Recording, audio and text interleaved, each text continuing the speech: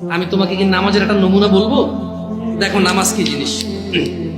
আল্লাহু আকবার বললে, তুমি সানা পড়লে, আউযু বিল্লাহ পড়লে, বিসমিল্লাহ পড়লে, আলহামদুলিল্লাহ রাব্বিল আলামিন মানে সূরা ফাতিহা পড়লে, সঙ্গে যে কোনো একটা সূরা হইলেই হলো, সঙ্গে যে কোনো সূরার বড় একটা আয়াত হইলে হইলো, অথবা ছোট ছোট 3টা আয়াত হলে চলবে। আমি কি তোমাকে ছোট 3টা আয়াত পড়ে শোনাবো?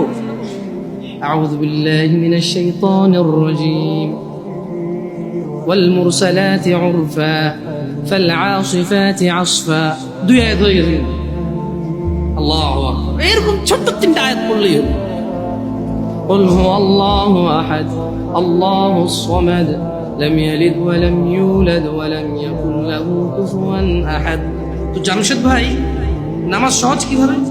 আমি তো শুধু আলহামদুলিল্লাহ সূরা পারি আর কুল হুল্লাহ পারি, আর কিছু এখন পারি না। তো ঠিক আছে, তুমি প্রথম রাকাতে আলহামদুলিল্লাহ সূরা পড়ো, রুকুতে যাও। আচ্ছা, প্রথম রাকাতের রুকুতে সুবহান রাব্বিয়াল আযীম, সুবহান রাব্বিয়াল আযীম, সুবহান রাব্বিয়াল আযীম। দ্বিতীয় রাকাতের রুকুতে কি অন্য কিছু? সেম।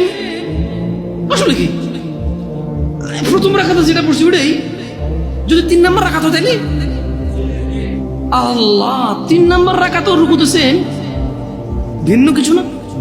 তো খুব কঠিন কিছু মনে হচ্ছে না, ঠিক না? একটা মুখস্থ করতে পারলেই হলো। আচ্ছা, চতুর্থ রাকাতের রুকুতে কি পড়বো? সেম।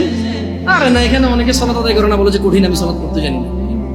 ইয়া বেতাকাবাসী, মাররা সাহেল, একদম সহজ, ওয়াল্লাহি একদম সহজ।